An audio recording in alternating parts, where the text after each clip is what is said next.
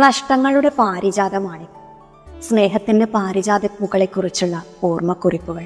പ്രണയം മാത്രമല്ല, പ്രാണനെ പോലെ കരുതിയതെന്തും നഷ്ടപ്പെട്ടതിന്റെ ഓർമ്മകളാണിത്. മനസ്സിനകത്ത് സദാ നമ്മെ കാർന്നു തിന്നുന്ന അർബുദം പോലെ ഓർമ്മകൾ ഉണ്ടായിരിക്കും.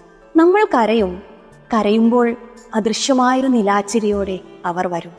ഓരോ കുടന്ന വായുവിലും ഓരോ പ്രാണശ്വാസത്തിൻ്റെതായ ഘടകം അവരുടെ ഓർമ്മകളാണെന്ന് നമ്മൾ തിരിച്ചറിയും. പാരിജാതങ്ങൾ പൂക്കുന്ന മണം നമ്മെ ഉന്മത്തരാക്കും. മലയാളികളുടെ പ്രിയപ്പെട്ട എഴുത്തുകാരുടേതടക്കം 24 കുറിപ്പുകളാണിതിൽ.